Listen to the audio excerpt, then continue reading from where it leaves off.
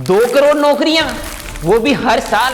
2014 में ये एक नारा था, 2026 में ये एक जोक बन चुका है। अगर आप आज मुखर्जी नगर, राजेंद्र नगर, प्रयागराज, पटना, जयपुर जैसे किसी भी कोचिंग हब की गली में खड़े हो तो आपको पढ़ाई की महकम और हताशा की धूल ज्यादा दिखेगी, क्योंकि हर गली में एक ही कहानी चल रही है। पढ़ाई करो, फॉर्म भरो, फीस भरो और फिर इंतजार।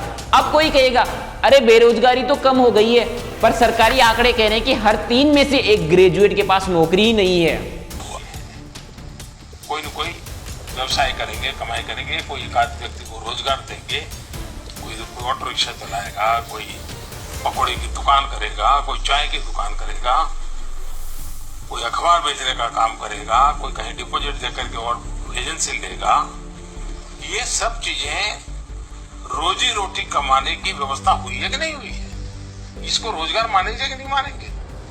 अगर आपके GTV स्टूडियो के बाहर कोई पकौड़े बेचता है और शाम को 200 रुपया कमा करके घर जाता है, उस व्यक्ति को आप रोजगार मानोगे? और यहाँ से सीधा फर्क समझ में आता है, क्योंकि जिस सरकार को पकोड़े बेचना जॉब लगता है, वो जॉब को कहां से सीरियस ले सकती है। इसीलिए अगर कोई आम आदमी जॉब सर्च नहीं कर रहा है तो सरकार उसे बेरोजगार नहीं मानती है। आपको बताते कि भारत में रोजगार बेरोजगारी के पुराने सर्वे राष्ट्रीय नमूना सर्वे से लिए जाते थे। संसद में दिए गए उत्तर के अनुसार एज यूजुअल स्टेटस मेथड से अनएम्प्लॉयमेंट रेट 2004-05 में 2.3%, 2009-10 में 2% थी, 2011-12 में 2.2% थी। हालांकि ये नंबर कम है, लेकिन 2012 तक लोगों को काम मिल रहा था। दरअसल उस समय तक देश का बड़ा हिस्सा खेती और अनऑर्गेनाइज्ड जॉब्स में लगा हुआ था। पर जैसे जैसे ये नंबर बढ़ा, भारत को विश्व गुरु बनाने वाली सरकार ने मेथड ही बदल दिया। अब नए विकसित भारत के दौर में रोजगार के नियमित आंकड़े PLFS यानी पीरियोडिक लेबर फोर्स सर्वे से आते हैं, जिसमें अगर किसी को 1 घंटे का भी काम मिला है तो उसे बेरोजगार नहीं समझा जाता। यानी अगर आपने जोमेटो, स्विगी या ओला, उबर में पूरे 1 घंटे काम कर लिया तो आप बेरोजगार नहीं हो। और इसी कारण सरकारी रिलीज के अनुसार 15 साल या उससे ऊपर की उम्र में एज यूजुअल स्टेटस पर बेरोजगारी दर 2023-24 में केवल 3.2% रही। यानी हर 100 व्यक्ति जो जॉब ढूंढ रहे हैं उनमें से 97 लोगों को जॉब मिल गई। पर इससे पूरी स्थिति साफ नहीं होती है, इसलिए इसे और अच्छे से समझने के लिए इसे थोड़ा लेयर बाय लेयर समझते हैं। जिन युवाओं ने सेकेंडरी या उससे ऊपर की पढ़ाई की उसमें अनएम्प्लॉयमेंट रेट 19.7% है, और जिन युवाओं के पास ग्रेजुएट या उससे ऊपर की डिग्री थी उसमें अनएम्प्लॉयमेंट रेट 29.1%। यानी हर 3 में से 1 ग्रेजुएट बेरोजगार है। इंडिया एम्प्लॉयमेंट रिपोर्ट 2024 कहती है कि भारत में हर 3 में से 1 युवा नीट स्थिति में रहे। नीट मतलब नॉट इन एजुकेशन, एम्प्लॉयमेंट और ट्रेनिंग, यानी न पढ़ाई में, न नौकरी में, ना किसी ट्रेनिंग में। अब इसे बहुत साधारण भाषा में समझिए, अगर बड़ी संख्या में युवा न पढ़ रहा है, न जॉब में है, न ट्रेनिंग में है, तो भविष्य की कमाई, स्किल्स और सेल्फ रिलायंस का रास्ता बंद हो जाता है। जब ये संख्या बड़ी हो तो ये सिर्फ एक घर का मुद्दा नहीं रहता, ये देश की प्रोडक्शन कैपेसिटी और सोशल स्टेबिलिटी का इशू बन जाता है। ILO और IHD की इंडिया एम्प्लॉयमेंट रिपोर्ट 2024 बताती है कि 2022 में रोजगार का सबसे बड़ा हिस्सा सेल्फ एम्प्लॉयमेंट 55.8% था, रेगुलर जॉब 21.5% और कैजुअल 22.7%। यानी आधे से ज्यादा लोग खुद का कुछ ना कुछ करके जी रहे हैं, दुकान, ठेला, खेत, छोटा काम, पर रेगुलर जॉब का हिस्सा बहुत छोटा है।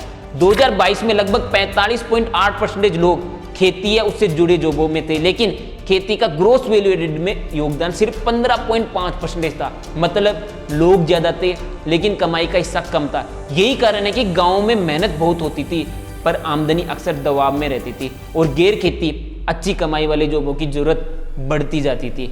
ऐसे में जब नौकरी नहीं मिलती तो भीड़ जाती है सीधे सरकारी नौकरी की तरफ। SSC का उदाहरण ले लीजिए। SSC फेज 13 सिलेक्शन पोस्ट 2025 में कुल 2423 पोस्ट निकली और आवेदन आए 29,40,175, यानी औसतन एक सीट पर 1200 प्लस लोग। सबको सरकारी नौकरी चाहिए क्योंकि बाहर भरोसा टूट चुका है। और सरकारी नौकरी में सबसे जहरीला हिस्सा है पेपर लीक।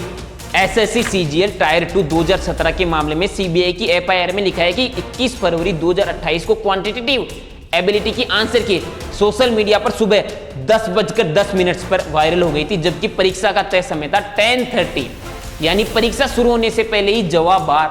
और इसके लिए केवल सरकार जिम्मेदार है। केवल नियम बनाने से लेकर अपराधियों को पकड़ने तक सभी उन्हीं के हाथ में होता है, पर वो खुद अपनी जिम्मेदारी नहीं निभा रहे हैं।